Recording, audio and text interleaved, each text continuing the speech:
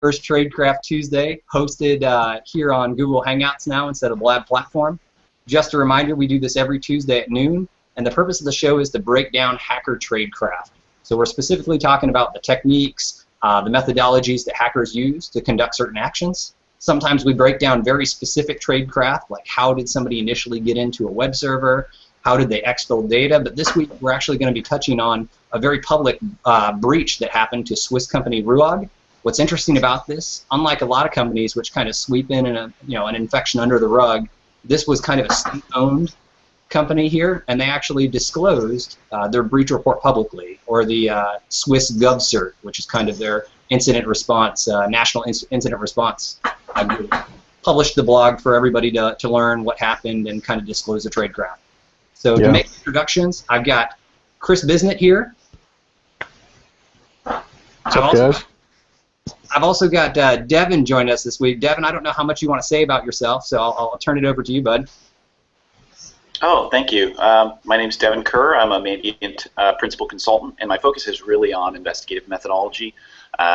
Within Mandiant, I lead investigations, but I also support the development of our tools, our process, and kind of work with companies who are trying to go through this process and maybe want to refine their own ability to identify threats of this nature. Nice. So if it's not obvious, we've got some folks that are very talented here, have direct experience performing some of this incident response.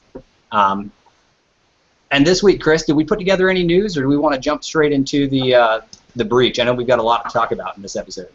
Yeah, no, I didn't really throw together any news. I mean, the report is really long. It's like something like 34 pages or something, so I figured we had plenty of content for that, and we should just get to it. Yeah, I agree with that. So we introduced real quick, and we said, hey, this Ruag company, it's R-U-A-G. If you Google real quick, or we could tweet it out real quick, the link to the breach report. But the idea behind it was they are a Swiss-owned defense contractor. They specialize in aerospace and technology. They're kind of similar, I guess, to like what a U.S. Lockheed Martin, I guess, would be kind of similar to them. Right, yeah.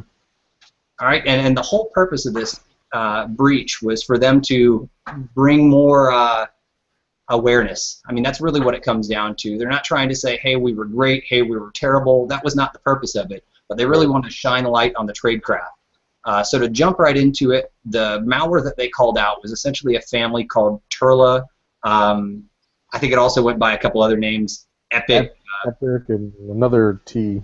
Something. Tabdig, Ouroboros, or something along those lines. Devin, you know how to say that properly?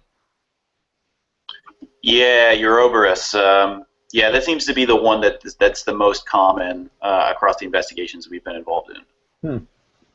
Gotcha. And from my experience, I've seen these guys. It looks like they have a knack for targeting government organizations, or in this case, high visibility commercial organizations that may benefit, like a Department of Defense type thing.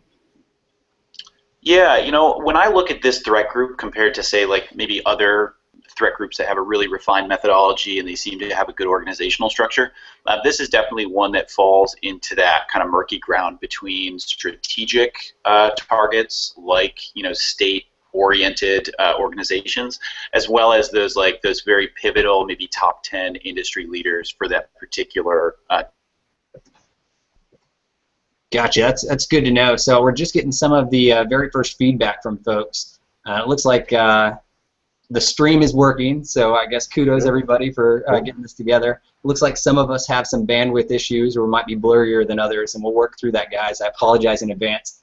But the whole purpose of this is to be a live stream rather than a traditional podcast. So please, please roll with the punches, and we'll keep going.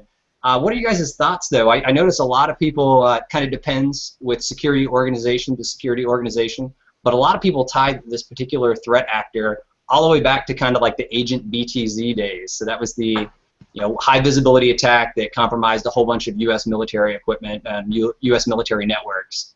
Do you guys believe one way or another? Attribution is a bit of a... Kyle, from my perspective, I like to be attacker agnostic, and I like to let my attackers tell me what they've absorbed and how they're evolving. But if you look at a lot of these groups, some of them are non-state groups. Maybe their foundations were in some sort of nuisance activity or cyber crime type activity, and then maybe they've evolved into a state orientated organization, or maybe they were even co-opted. Maybe they were press ganged into that. I don't know that what we're seeing from this group today really ties very closely back to a more primordial group. But there's a lot of kind of moving and shaking between groups as folks move between divisions, and I think that's a parallel we find in our own work. Folks were at one company, now they're at another company, starting to influence that company's methods, etc. Yeah, I'm the same way. I definitely would focus more on the here now, what's going on, and what I could do about it, rather than playing the which actor du jour was actually behind this darn thing. What's interesting, though, if they did truly have ties, or maybe there were similar people or tradecraft borrowed, I mean, that's a team that's been around 10+ years. And I think some of that can be seen in the sophisticated malware techniques that are deployed. I know in the past, Turla is almost infamous for their ability to still run it within the kernel or use rootkits in modern-day operating systems that make it kind of hard to be able to get execution and live in the kernel without running into something like control flow guard, patch guard, etc. Yeah, for me there's two things that I think indicate they've got a pretty mature development process, whether that's a separate process from the way that they're compromising and choosing targets. But one is kind of their use of virtual file systems to store data. Ouroboros, for example, uses a VFS for both a primary and a backup database, and that's a pretty mature process. And what that tells me is they actually ran into an issue at some point where they needed to restore configuration data. So they've had enough time to QA this through traumatic failure, and they kind of understand like they need to be preparing for that. I think it's also very interesting that they chose to use named pipes for their internal comms. That's something we often see with botnet and kind of point-to-point malware persistence, things that they communicate internally, and maybe only one or two edge nodes are actually communicating with external C2. Those things also kind of indicate that maybe they've been burned once or twice with really chatty C2 infrastructure. And again, that could be the result of maybe even a few years of experience or a decade of experience.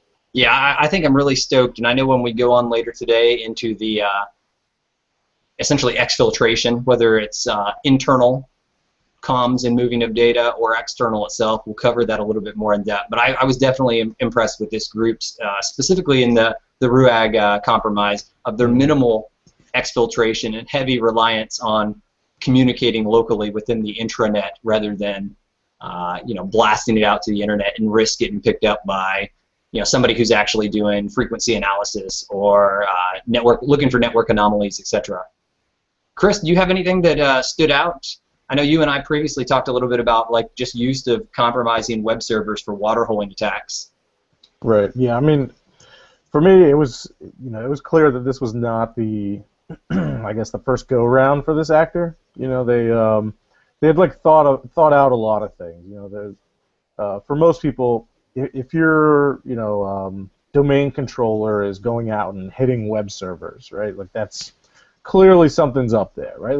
If you're not already looking for that, just add that. That's a very simple thing.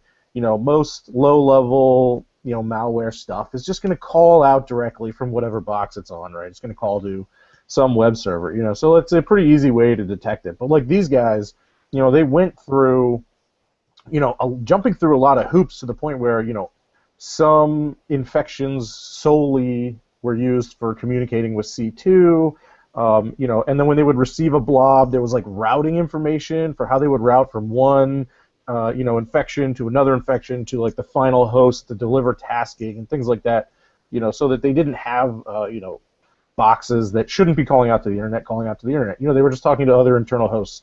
Things like that clearly show that a lot of effort has been put into development. A lot of thought has been put behind how would someone detect this, and how can we mitigate that. Clearly, There's a lot of people who like to throw around the APT term and like brand a lot of stuff with it, but in my opinion, this is fairly advanced. Yeah, I would agree. So I think that's a pretty good reason why people should care.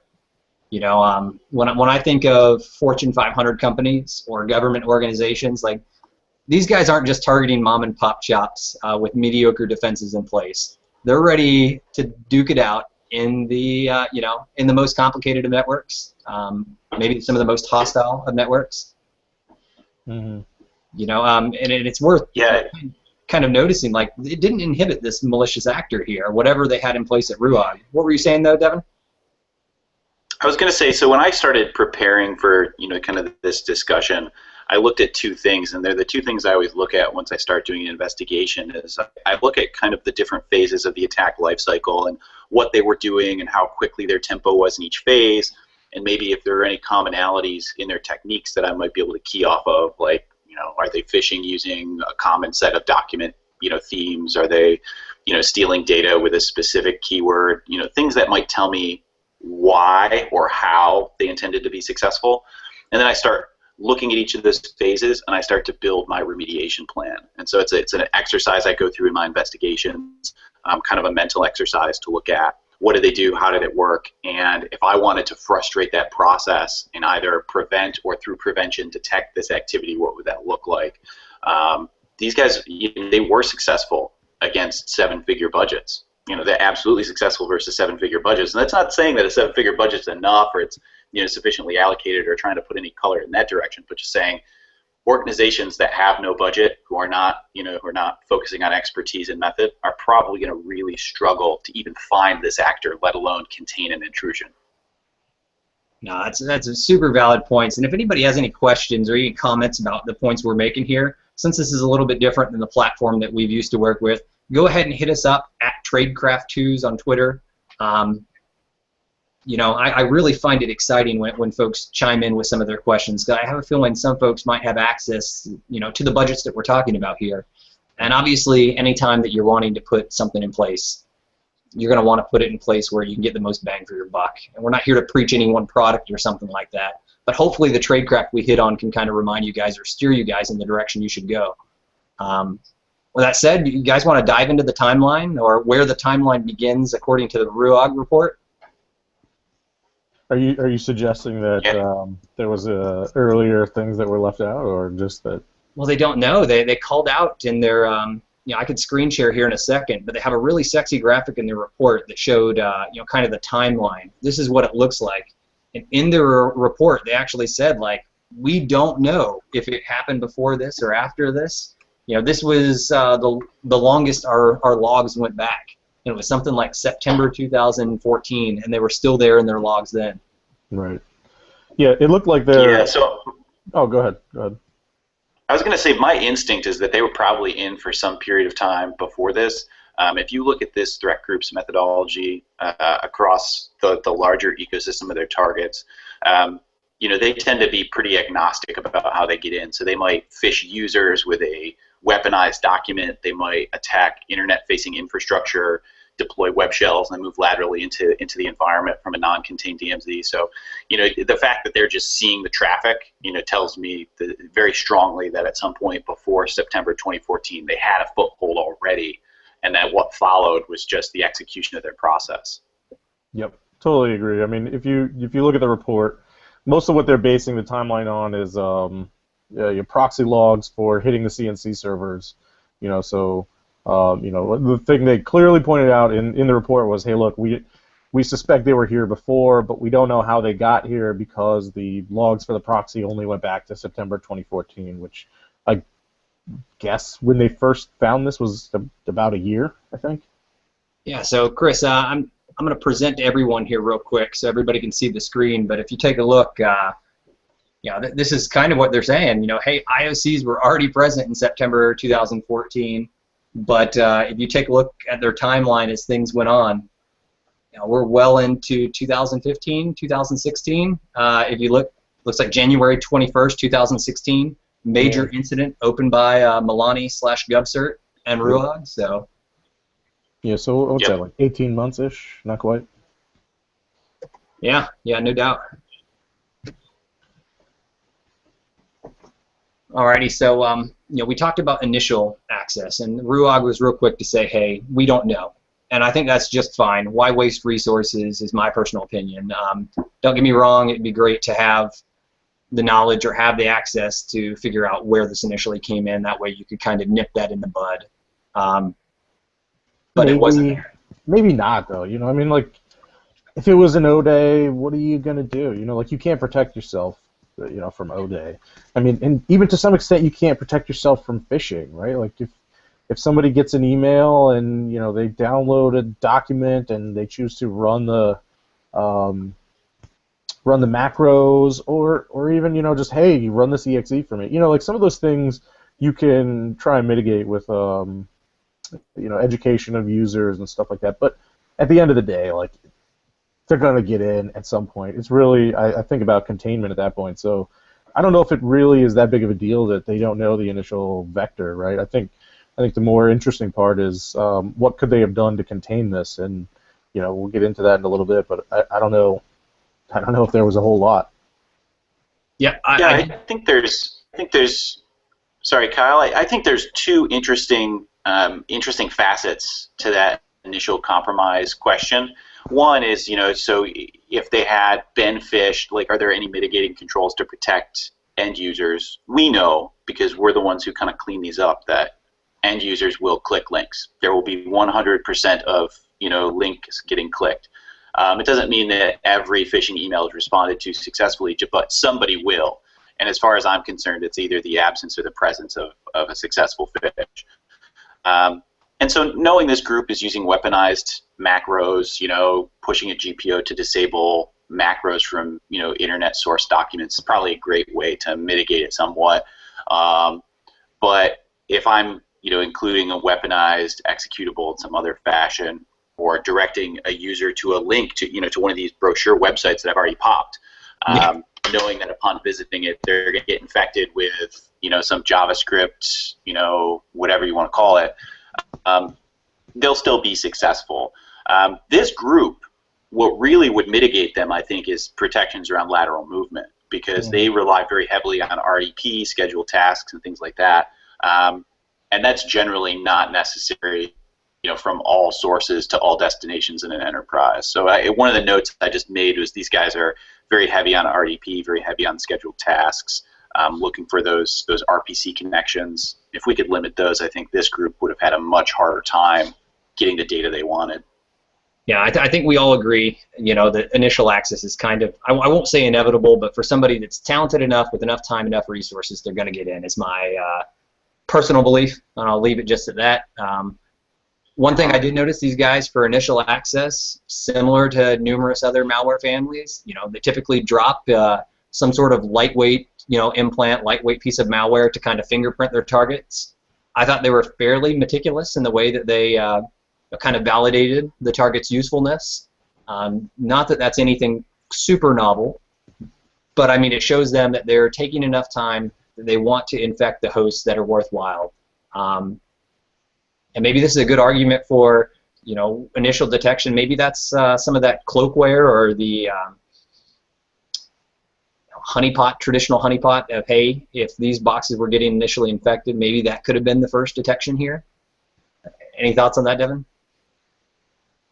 Well, what's interesting is that a lot of their malware, that first stage dropper activity, the implantation was pretty detectable. If you had a program where you looked at some common things, like a lot of these persisted through run keys, doing that run key collection would have been a really quick way to grab those. There's also some evidence that they were varying their deployment methodologies. There seemed to be two big schools of how they did that. One was using a custom RDP utility. They would create that terminal services socket, copy everything over, install it, and then because they had used the RDP kind of virtual share approach, they were leaving much fewer forensic artifacts on the endpoints, which seemed really kind of clever to me.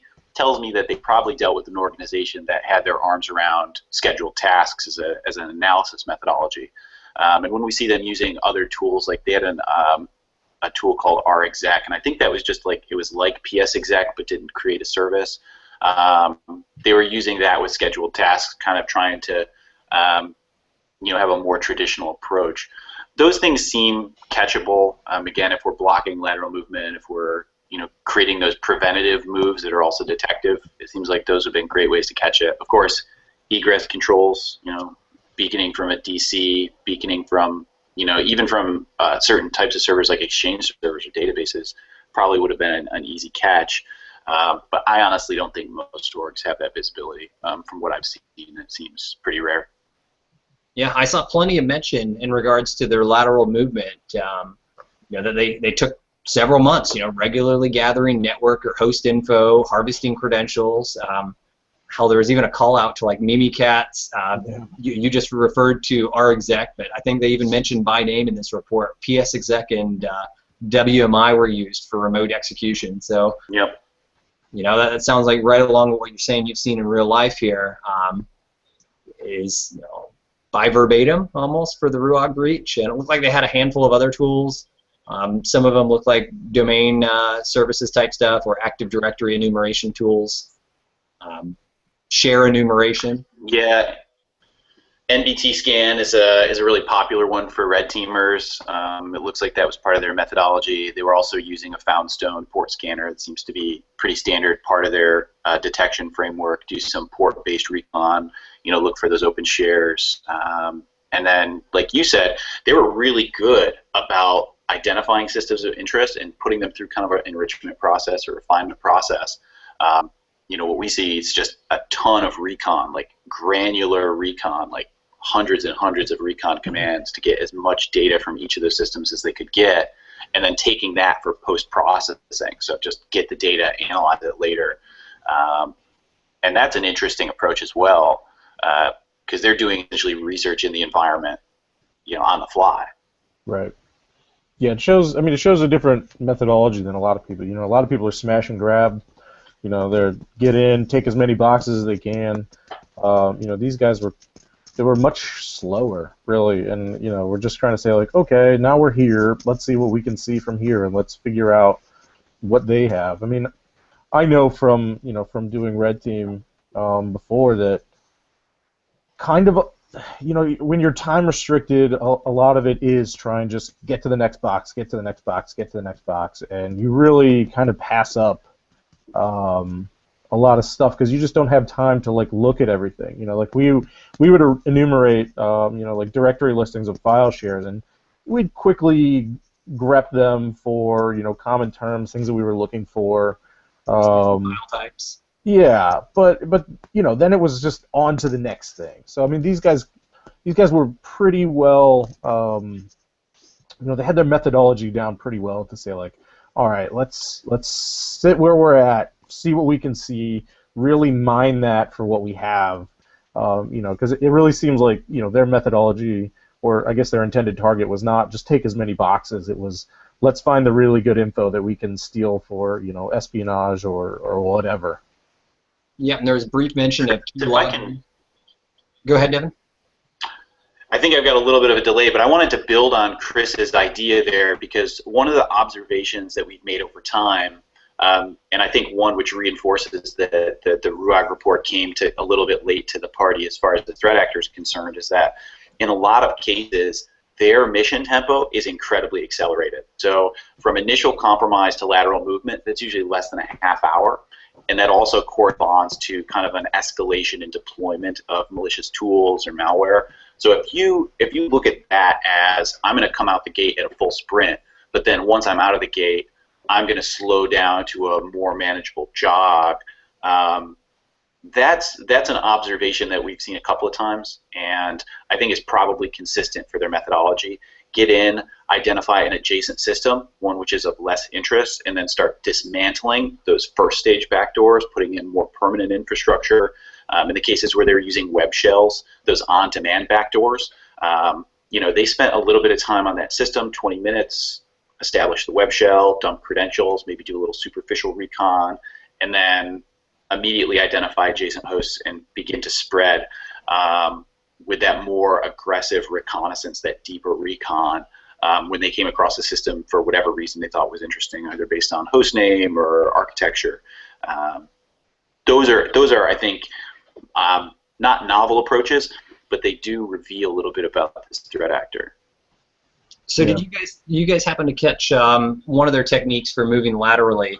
The report directly called out essentially a use of some custom batch scripts. A lot of them were built-in commands, like the good old-fashioned copy command and stuff like that, to move their capability from one host to another. And one to me that kind of stood out, I actually kind of giggled a little bit. Let's see if I can screen share here real quick. But it was, you know, in this thing that I'm sharing real quick, the one that caught me off guard the most was, you know, this wasn't using necessarily, I mean, they had some creds to be able to do remote file copies, but the one I'm highlighting here, they're copying essentially a JPEG that was located in the temp directory, which clearly wasn't a JPEG based on how it's being copied. It moves from brainware temp JPEG to brainware start exe. Mm-hmm. I don't know if those are actual file names. I'm assuming they are for the sake of the report since they're not in capitalization, but the point is they moved laterally with moving it to the good old-fashioned startup folder, right? And having the time to wait for that user to log in next time and for that to run as the user. And I thought that was pretty interesting. Well, so that's a novel approach, and I blogged about using the Windows script host for persistence in 2014. And what we saw is we saw a threat group who had a similar methodology, but this was an Asian group, and they were doing something similar where they were taking link files, writing the link file into the startup directory, and then using that to invoke Windows script hosts and a JScript target file, which was in the user's temp directory. It didn't need to be privileged, and that's not what they were after. They just wanted a foothold, and it, to me, signaled strategic interest. That threat group, we never saw them steal data in that particular engagement. All we saw them do is keep trying to get in and maintain some number of systems of strategic importance to them. And with the Turley group, there might be an overlap. This could be one of those criteria which we look at as investigators and say, well, this is more of an IC type of motivation than, you know, commercial espionage type of approach. Gotcha. So you're referring to something like a long-term, you know, the value of being there in the network, even if you don't need it right now, the future value might be worth more than it is right away. So sustaining access, is that what you're talking about? Right. Yeah, sustaining access or pivoting into another entity's, you know, joint ventures, network space, finding out if they've got any persistent VPN tunnels to other networks. All of those things serve strategic objectives, and they're all completely unrelated to intellectual property. Yeah, and I've definitely read plenty of ICS-based attacks that work in similar ways, or service provider attacks where somebody's just trying to swim upstream to find something of importance, or, you know, hey, I don't need to deploy this effect today, but maybe this effect needs to be in place 6 months from now. However, I need to be ready to drop that effect at a moment's notice. So that's interesting to see how this plays. Maybe although we saw some exfil, and we'll talk about that here, maybe the bigger goal isn't exfil. Maybe it's whose networks do Ruag also have access to? Good point. From the report, it seems like that seems unlikely. If they were looking for other networks, I would have expected to see more, I guess, like port scans, ARP scan type things. Maybe going after like you know, router configs and stuff to try and figure out if there are any point-to-point links, you know, to other you know, network segments and stuff. I didn't see a whole lot of that. Did you guys see any of that? I didn't in this report, so you're probably hitting the nail on the head. No, not in this report. Gotcha. See, Devin's got that secret sauce you can't talk about, so yeah. So I'm trying to be good though. Trying to not tease. No, I think you're being super forthcoming. We talked about lateral movement, right? One of the things that maybe not enough attention gets brought to, and maybe we can break it down, because kind of the audience of Tradecraft Tuesday can range from rock star to, you know, aspiring cybersecurity geek. But I think a lot of folks who haven't actually done engagements might not realize just the threat of always directly communicating from the box that you compromise to the command and control server. And so we see this in simple events, like even like the collegiate cyber defense competitions, that if you're always communicating from the box that you pwned, essentially it just takes very little work once you identify a compromised C2 or something along those lines to be able to trace that back through the proxy or through whatever your network monitoring device is, through the router to the compromised host. And Chris, you even called out there's no real reason for a domain controller to ever be talking out to the interwebs. Right. Does anybody want to take that? Anybody want to jump in and kind of explain why their peer-to-peer lateral movement was sophisticated? Because I think that's probably one of the sexiest things of this report. Well, Chris, if you don't want it, I'm happy to shed a light. Yeah, go for it. So when we start applying investigative techniques to specifically network data, some of the things that we're looking at are frequency of beaconing. We're looking for, maybe statistical anomalies in NetFlow metadata. We can do keying off of URI strings if we happen to see that. If it's encrypted, we could look at, say, like, least common substring just to identify that it is in fact beaconing. Go back and examine the system. So all of these techniques are available to defenders. These are all things that you can refine without, a commercial software solution. You can home grow this. You could pump NetFlow into Elk Stack. You can, these are all capabilities that you can refine. You can do collection of DNS requests and stack those to see what's the frequency of occurrence on just the DNS data itself. You could look at when they were registered versus when's the first time you saw them. All of these things might reveal the presence of malware without ever looking at an endpoint. And most organizations don't have really strong endpoint visibility. They're going to rely on those network controls. Let's say, though, that I'm aware of this because I've been burnt as an operator, and I want to minimize that surface area, my attack surface area, my detection surface area. Well, what I can do is I can put one system in maybe a forgotten network, maybe in a DMZ, maybe it's a system that is making call-outs like an application server, something supporting two-factor, something supporting antivirus. Pop that system, implant my edge node, and then just set up all my internal malware to beacon through it. What that does is it only creates one point of data that can be identified, whereas those statistical requests, all of that frequency analysis becomes much less useful. If you look at something like combining a backdoor like HiKit with a network proxy like Huck or HTRAN, you could tunnel all of that traffic across a network, especially once you start talking about these large global multinational corporations, route it from, say, South America to South Korea. Suddenly, the defenders in South Korea, they bear the responsibility of finding that, or if you've got a global team, you might have only one regional asset. So it reduces the number of bodies, but it also reduces the technological controls that would allow it to be discovered. No, and I think you really hit the nail on the head there with reducing, I guess, flat out surface area. I mean, whether it has to do with distributing it between multiple regional sites or just the way that the traffic is going back and forth. I know that it's also pretty decent at hiding in plain sight when it comes to traffic. I mean, I think you addressed earlier about the use of good old-fashioned SMB. The amount of networks that I'm aware of that allow lateral movement like that over SMB because it's a built-in file sharing software that's meant for, essentially exactly what the attacker is exploiting here, lateral movement or sharing of data between computers, that it's really easy to blend in within that noise. And it's not necessarily as easily pinpointed as, like, here's the URI. Maybe there's some user hashing, some user hashes being passed back and forth of what user and what host. But it's definitely, I would say, not as popular, surprisingly, from the defense side of the house. So I think you did great.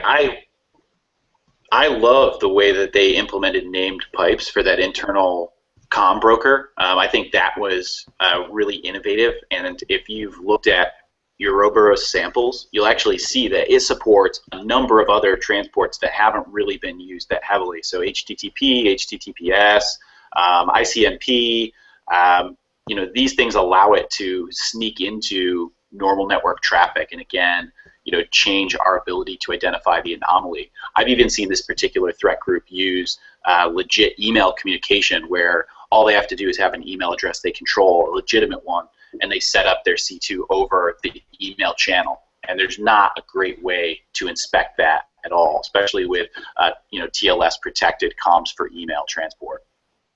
Right. These guys really went the extra mile, though. I mean, if you look at the report, you know, it wasn't whatever process they started. Their brain, what was that thing called? Brainwave start or brainware start. You know, that's not what was calling out, right? They would inject into SVC host a process that they knew was going to be around for the life of the computer. You know, was only going to go away when the box was actually turned off. And then from there, they would monitor for a bunch of processes that are supposed to hit the internet. Internet Explorer, Firefox, Chrome, you know, all of these processes which are going to be whitelisted by any sort of local firewall, right?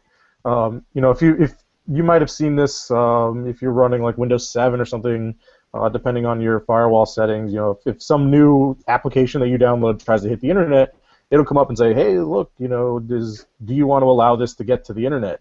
If you're going through Internet Explorer or if you're going through Firefox, those are already going to be whitelisted, so you're just going to get to the internet. There's not going to be any weird notification that happens because, you know, those are known things. But they also didn't use their own DNS names, right? They didn't go out and register new DNS.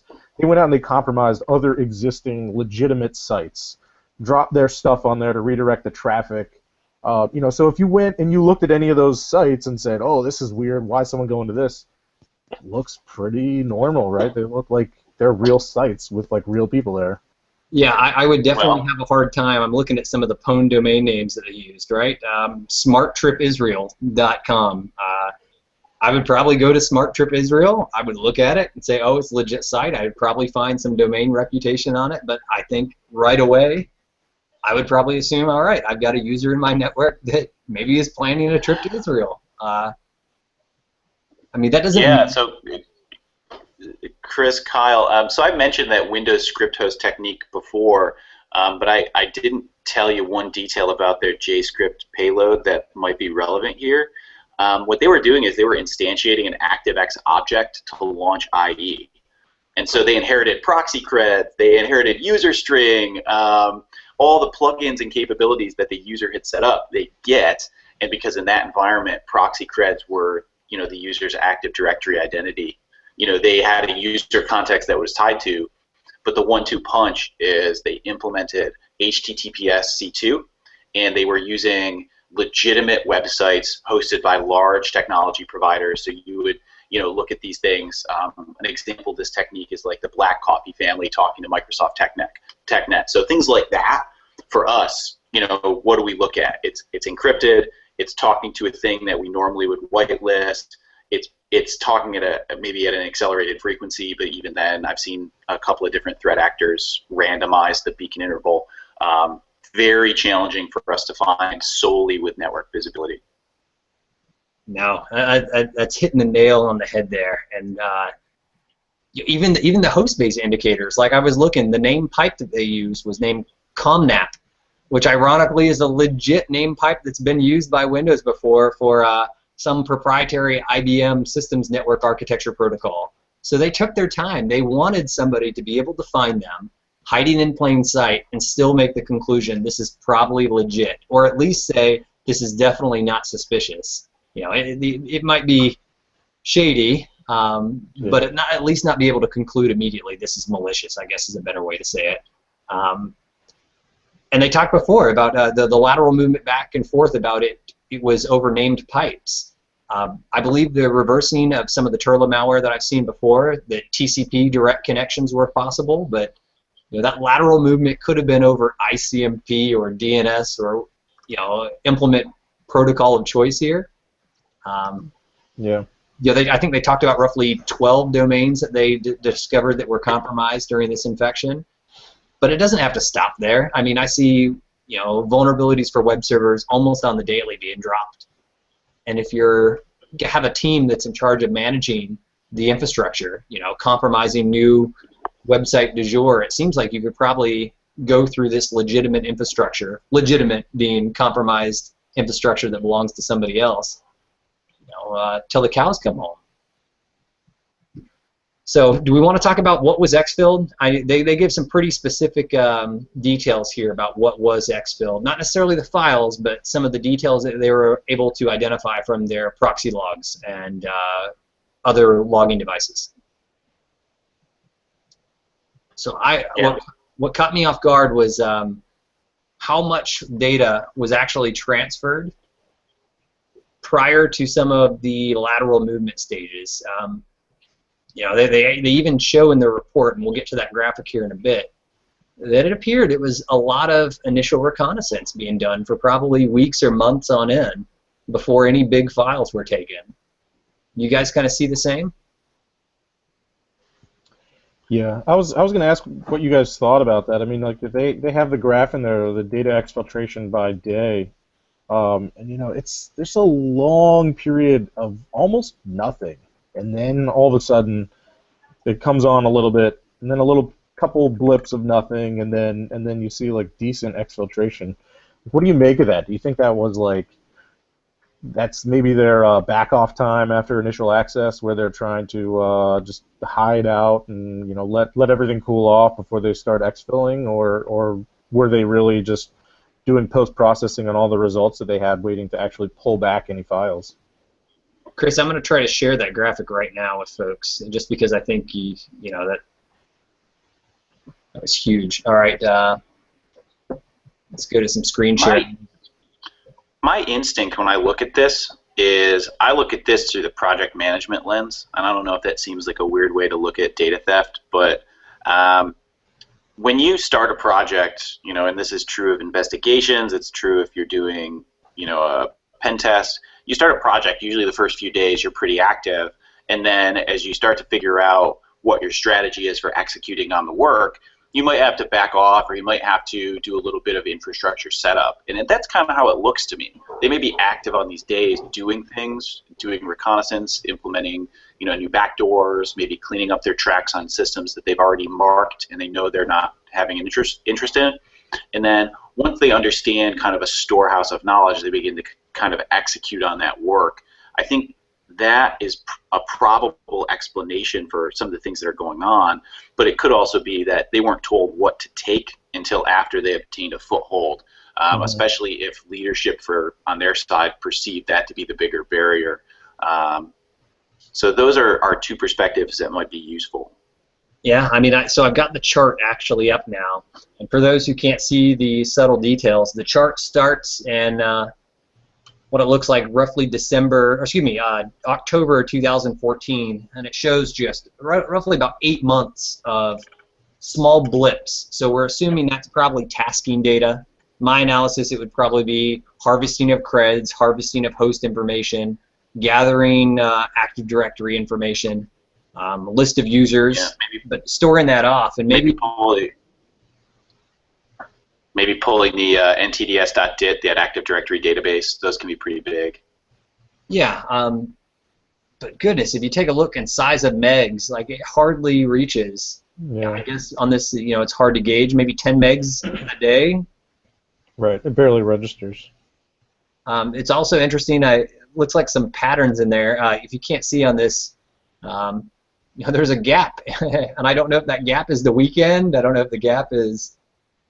I would say so. I mean, it's a regular interval of 0, right? For anybody watching, if you go and you look at the report, it looks like a dashed line with even breaks in it.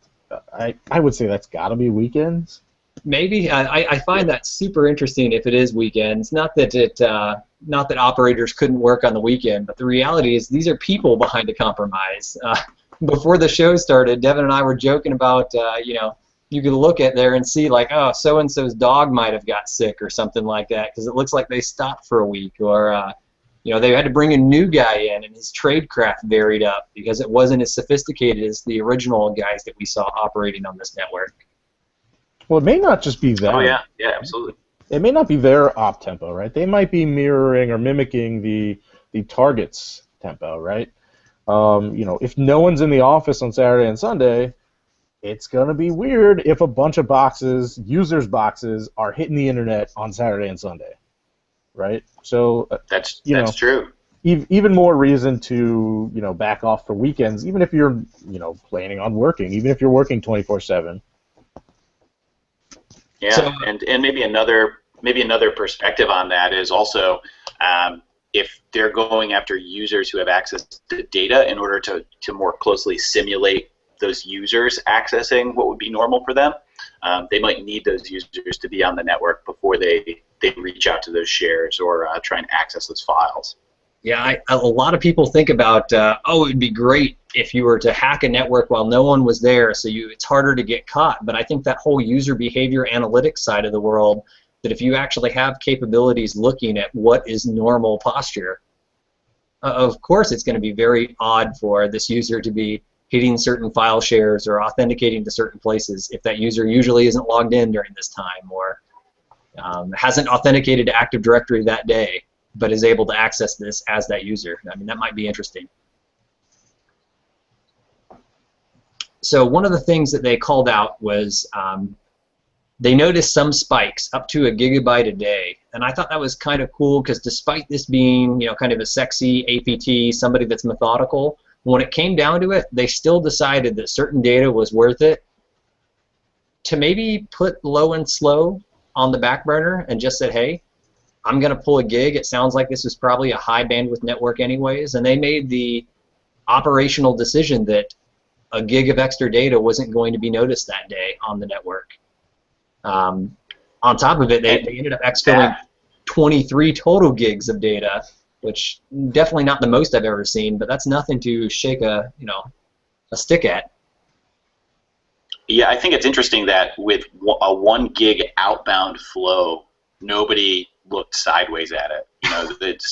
It probably reveals something about the defense methodology, about their, what things they're looking at and not looking at. But it's pretty common to look at your large egress talkers going to a trusted site. If I saw somebody, pushing data up even to, like a Google Drive, I think that I might put that on the list, knowing how easily those types of data sharing solutions are co-opted by threat actors. Sure. Yeah. I mean, this is by no means the largest. I mean, what did Hacking Team get done for? 400 gigs or something? Yeah.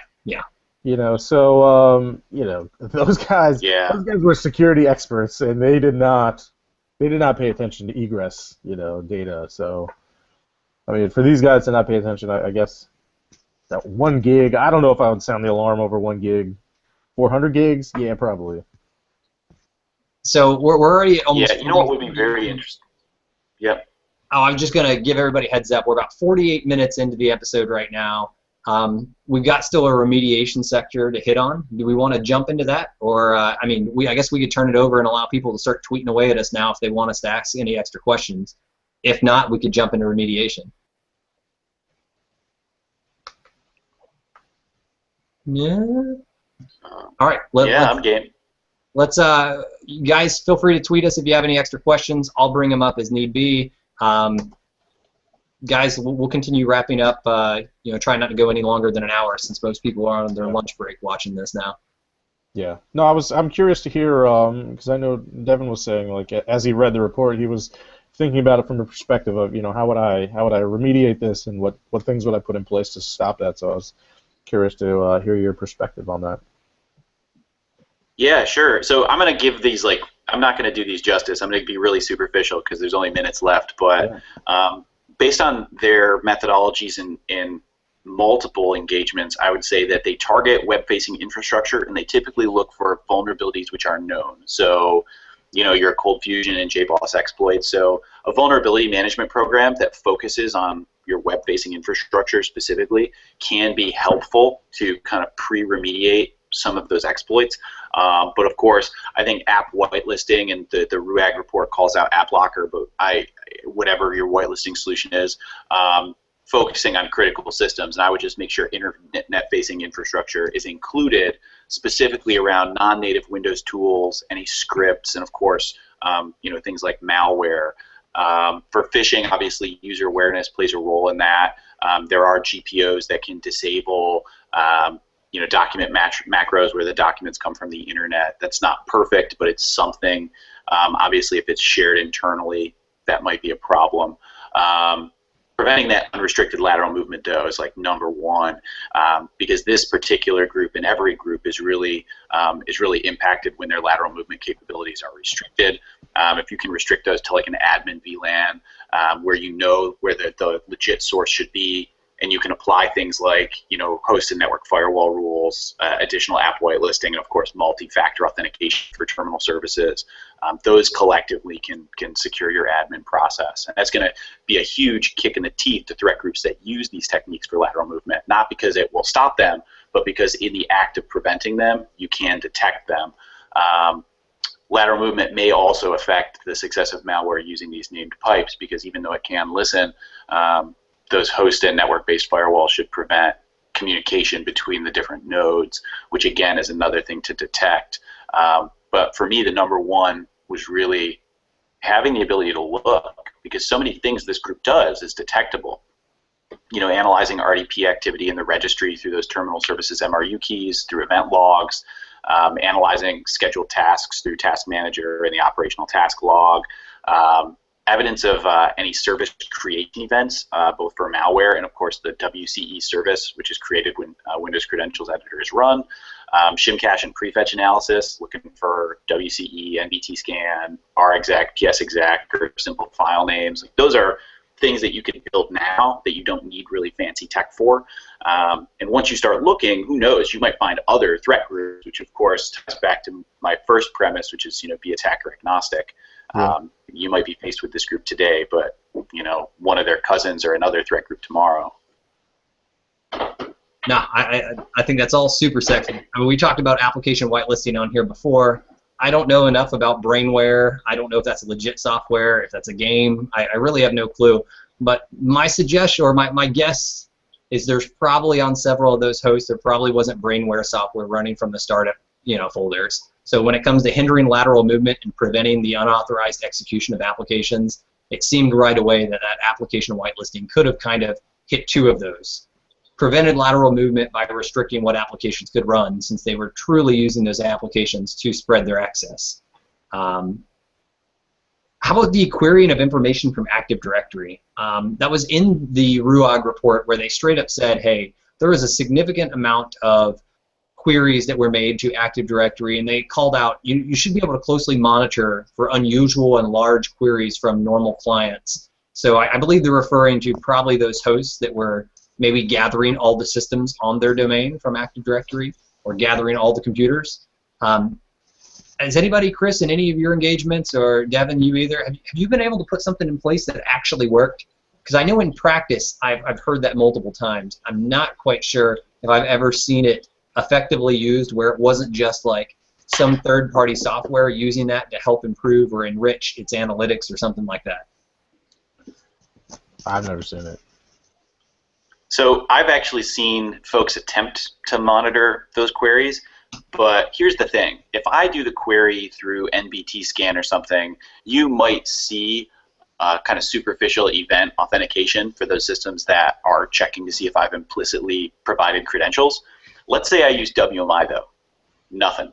Let's say I use PowerShell, nothing. And both of those are well within the capabilities of this threat group. So yeah, there's probably some things you could do, but I think a more effective control is to limit their lateral movement so that the data they get doesn't matter.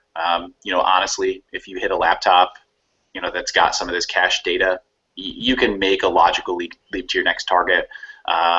If you prevent lateral movement from those laptops or servers to a domain controller, that's even better. So just allowing the DCs to communicate with systems for authentication is probably the most effective control for that particular risk. Yeah, internal network segmentation, I think, could have gone a long way. Don't get me wrong, they didn't provide enough about their network of what it looked like, but based on how high level they glossed over it, it didn't seem like moving throughout, you know, from critical infrastructure to regular user compromised boxes seemed to be very complicated. I won't go as far as saying it was a flat network, but it seemed like some dedicated management, VLANs in place could have probably gone a long way. Alrighty, I'm flying through my list. How about log files? Log files, right?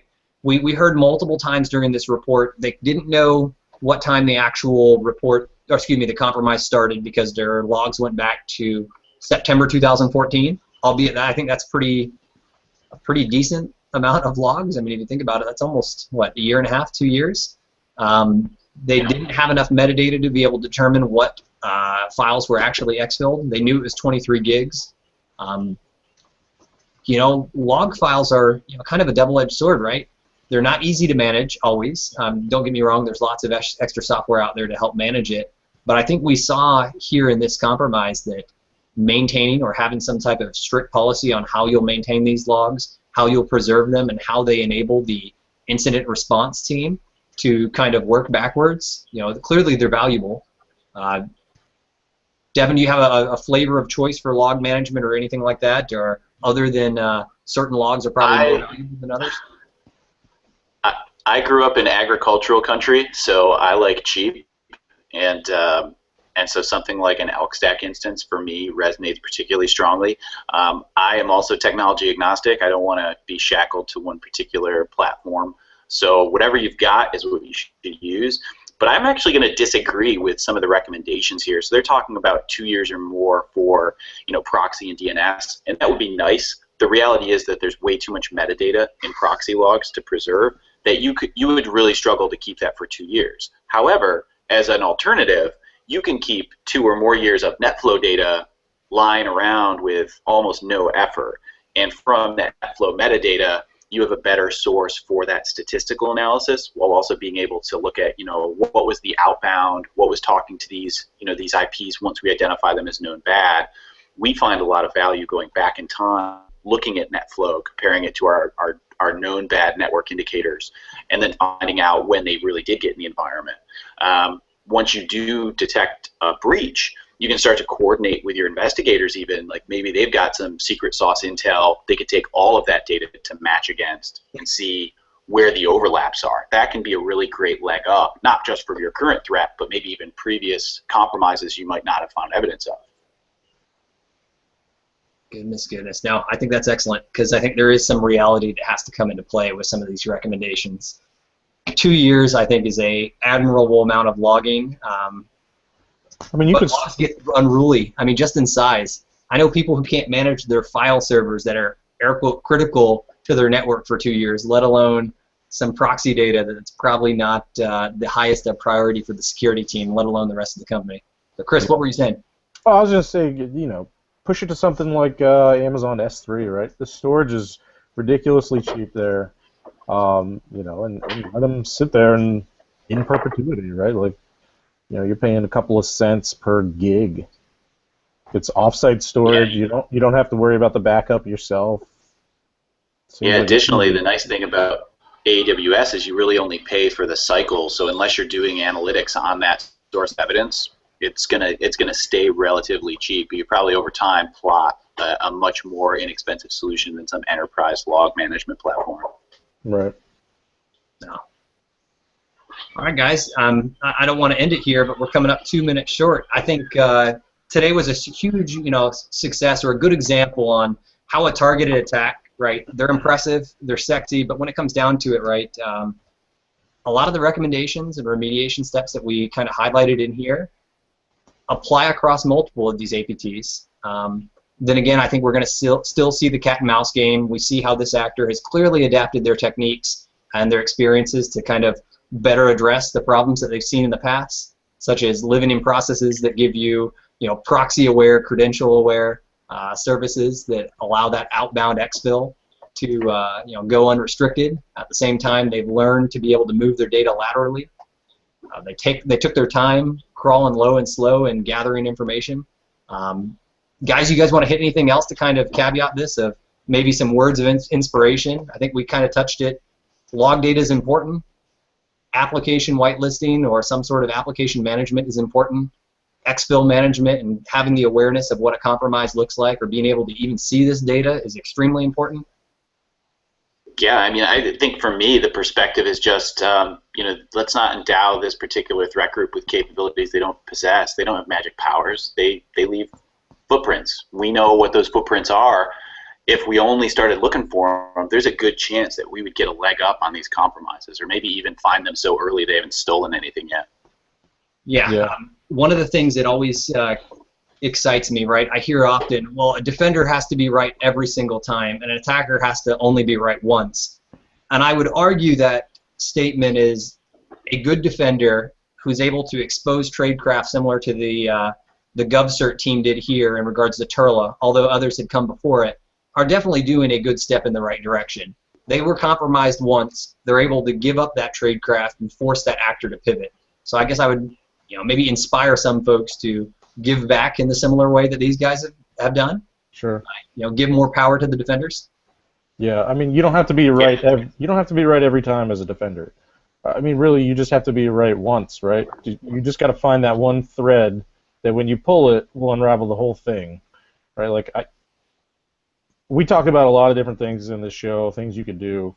There's too many for really anybody to go do, but go do one of them. If you're a network defender, go do one of the things that we've talked about, and if that leads you to find something, you just keep pulling that string until you ravel the whole thing. Yeah, and if you find out you can automate that process so that you can start on the second thing, that's absolutely the way to go until there are no things on the list. And the good news is, I can tell you, there will always be more things on the list. Yeah. Oh, that's the truth. All right, guys, we hit 1 hour. Thank you, everybody, for joining us. Hey, Devin, thanks today for really holding it down on this episode. You guys can hit him up on Twitter. We'll be more than happy to spread essentially his handle. That way you guys can harass him. Devin joined us because we ended up reaching out his way and saw his expertise. It was perfect for this episode. If you guys are interested in joining us, please write us as well. We do this once again almost every Tuesday at noon Eastern Time. Thank you again. Yep. Thanks for having me. All right. Cheers, guys. Later.